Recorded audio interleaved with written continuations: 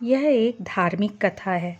धन के देवता कुबेर तीनों लोकों में सबसे अमीर थे। एक दिन उनके मन में विचार आया कि उनके पास इतनी संपत्ति है, लेकिन देवलोक में कम ही लोगों को इसकी जानकारी है। इसलिए उन्होंने अपने धन का प्रदर्शन करने के विचार से एक भव्य भोज का आयोजन करने की बात सोची। इस भोज में तीनों लोकों के सभी देवी देवताओं को आमंत्रित किया गया।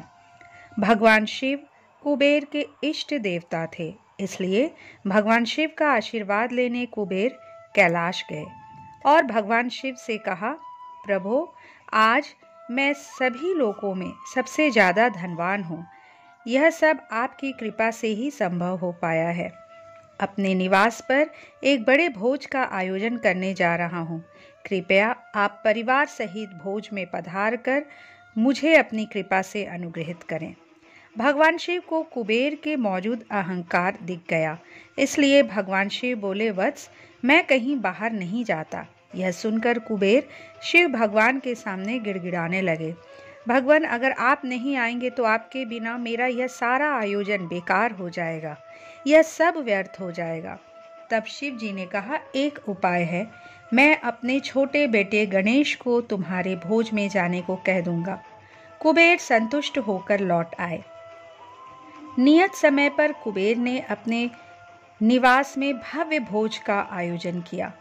सभी लोकों के देवता असुर पहुंच चुके थे।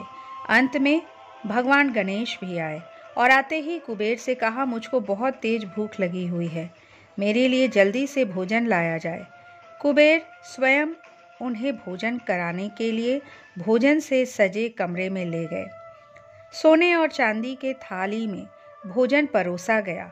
कुछ देर बाद ही परोसा गया सारा भोजन खत्म हो गया।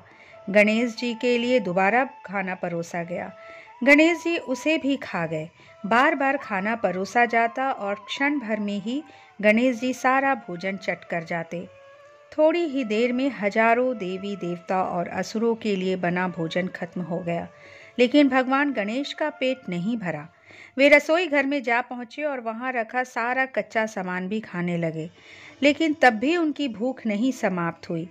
जब सभी खाद्य वस्तुएं खत्म हो गई तो भगवान गणेश ने कुबेर से कहा, जब तुम्हारे इस भोज में मुझे खिलाने के लिए कुछ था ही नहीं तो तुमने मुझे अपने भोज में न्योता ही क्यों दिया था। भगवान गणेश की बात सुनकर कुबेर का अहंकार चूर चूर हो गया। अहंकार पतन का पक्का मार्ग है।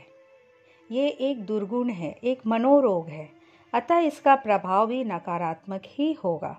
अहंकारी व्यक्ति स्वयं को सर्वज्ञ एवं सर्वगुण संपन्न मानता है, अतः वह निरंतर सीखते रहने की प्रक्रिया से भी कट जाता है और वास्तव में अल्पज्ञ और अनुभवहीन ही बना रहता है। स्वयं को श्रेष्ठता के भाव से हमें मुक्त करना चाहिए। इसका अर्थ ये नहीं कि हम स्वयं के कार्यों को महत्व ही ना दें, अपितु दूसरों के विचारों और काम को भी पूरा महत्व दें। आलोचना से बचने की अपेक्षा स्वीकार कर सुधारने का प्रयास करें, अपनी गलतियों को स्वीकार करें। दोस्तों, यदि ये वीडियो पसंद आया तो इसे लाइक कर दीजिए। मेरे चैनल को अगर अब तक सब्सक्राइब नहीं किए हैं तो प्लीज़ सब्सक्राइब कर लीजिए। अगली बार एक नए वीडियो के साथ आपसे फिर मिलेंगे। नमस्कार।